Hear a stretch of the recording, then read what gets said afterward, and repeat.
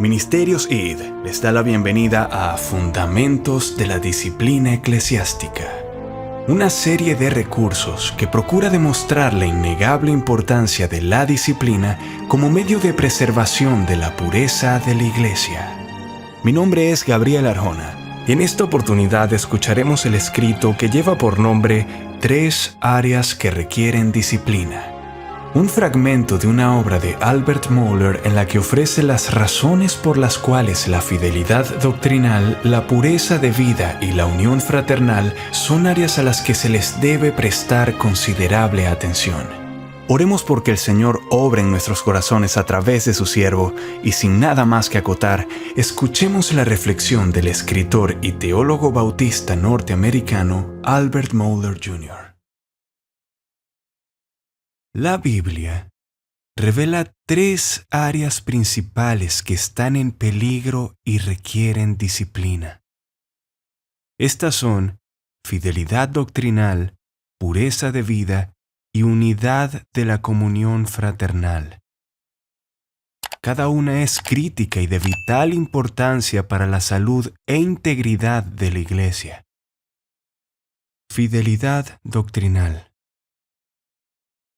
La confusión y transigencia teológica que caracterizan a la Iglesia moderna son directamente atribuibles a la negligencia de la Iglesia en no separarse del error doctrinal y de los herejes que le enseñan.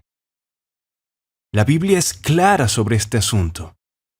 Cualquiera que se extravía y no persevera en la doctrina de Cristo no tiene a Dios. El que persevera en la doctrina de Cristo, ese sí tiene al Padre y al Hijo. Si alguno viene a vosotros y no trae esta doctrina, no lo recibáis en casa ni le digáis bienvenido, porque el que le dice bienvenido participa en sus malas obras. Segunda de Juan, versículos del 9 al 11. El apóstol Pablo instruyó a los Gálatas que si aún nosotros o un ángel del cielo os anunciare otro evangelio diferente del que os hemos anunciado, sea anatema. Como antes hemos dicho, también ahora lo repito, si alguno os predica diferente evangelio del que habéis recibido, sea anatema. Gálatas capítulo 1, versículos 8 y 9. Las epístolas de Segunda de Pedro y Judas advierten explícitamente de los peligros que se presentan a la Iglesia por la intrusión de falsos profetas y herejes. Judas advierte a la Iglesia que algunos hombres han entrado encubiertamente, los que desde antes habían sido destinados para esta condenación, hombres impíos que convierten en libertinaje la gracia de nuestro Dios y niegan a Dios, el único soberano, y a nuestro Señor Jesucristo. Versículo 4. De manera similar, Pedro advierte: habrá entre vosotros falsos maestros, que introducirán encubiertamente herejías destructoras y aún negarán al Señor que los rescató, atrayendo sobre sí mismos destrucción repentina. Segunda de Pedro capítulo 2, versículo 1. La Iglesia tiene que separarse de estas herejías y de los herejes. La posición permisiva de la Iglesia en este siglo ha permitido que las herejías más extremas se desarrollen libremente y que los herejes sean festejados. Francis Schaeffer se contaba entre los profetas modernos más elocuentes que han condenado esta cobardía doctrinal. Schaeffer negó enfáticamente que una iglesia pudiera ser una comunión cristiana auténtica y a la vez permitir la falsa doctrina. Como bien dijo, uno no puede explicar la dinamita explosiva, el dunamis de la iglesia primitiva, aparte del hecho de que practicaban simultáneamente 2 cosas: ortodoxia en la doctrina y ortodoxia de comunidad en la iglesia visible, una comunidad que el mundo puede ver. Por lo tanto, por la gracia de Dios, la iglesia tiene que ser conocida simultáneamente por la pureza de su doctrina y la autoridad de su comunidad. Pureza de vida. La comunidad visible de la Iglesia verdadera también se hace evidente por su pureza moral. Los cristianos deben vivir en obediencia a la palabra de Dios y ser ejemplos en su conducta e intachables en su testimonio. La falta de atención a la pureza moral es señal segura de la rebeldía de la congregación ante el Señor. Escribiendo a los Corintios, Pablo les respondió severamente: ¿No sabéis que los injustos no heredarán el reino de Dios? No erréis, ni los fornicarios, ni los idólatras, ni los adúlteros, ni los afeminados, ni los que se echan con varones, ni los ladrones, ni los avaros, ni los borrachos, ni los maldicientes, ni los estafadores heredarán el reino de Dios. Y esto erais algunos. Mas ya habéis sido lavados, ya habéis sido santificados, ya habéis sido justificados en el nombre del Señor Jesús y por el Espíritu de nuestro Dios. Primera de Corintios capítulo 6, versículos del 9 al 11. Cuando los cristianos pecan, su pecado tiene que ser confrontado por la Iglesia de acuerdo con el modelo revelado en las Escrituras. La meta es restaurar a una hermana o a un hermano, no montar un espectáculo público. El peligro moral más grande de la Iglesia es tolerar el pecado público o privado.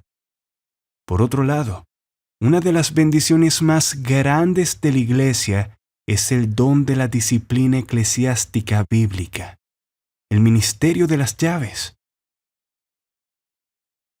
Unidad fraternal.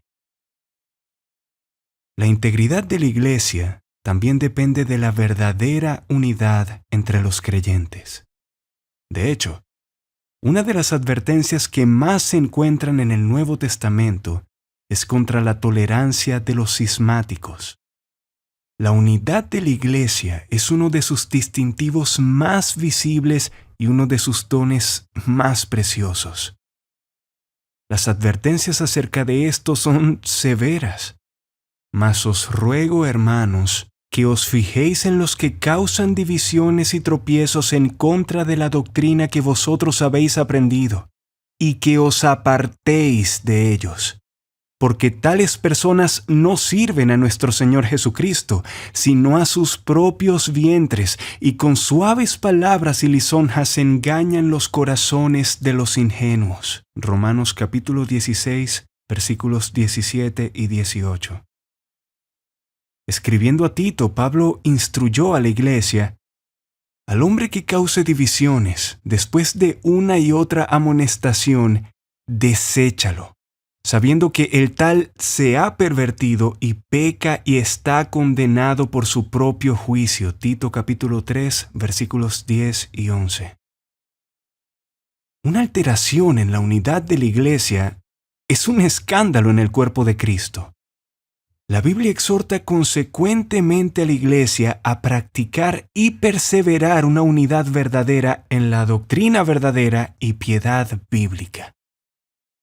Esta unidad no es la falsa unidad de un mínimo común denominador dentro del cristianismo, el evangelio liviano predicado y enseñado en tantas iglesias modernas, sino la que se encuentra en la salud y madurez creciente de la congregación a medida que aumenta en gracia y en su conocimiento de la palabra de Dios.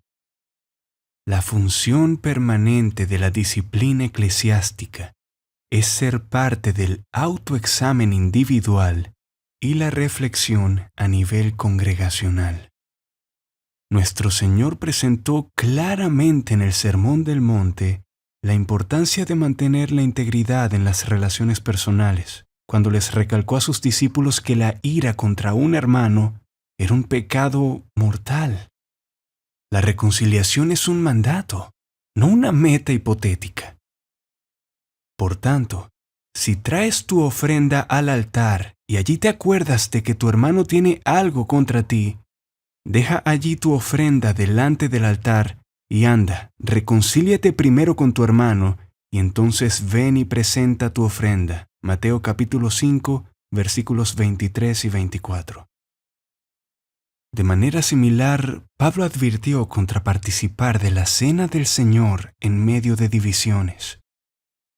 La cena misma es un memorial del cuerpo quebrantado y la sangre derramada del Salvador, y no debe ser profanada por la presencia de divisiones o controversias dentro de la congregación, ni por pecados no confesados de creyentes individuales. Así pues, todas las veces que comiereis este pan y bebiereis esta copa, la muerte del Señor anunciáis hasta que Él venga. De manera que cualquiera que comiere este pan o bebiere esta copa del Señor indignamente, será culpado del cuerpo y de la sangre del Señor. Por tanto, pruébese cada uno a sí mismo y coma así del pan y beba de la copa.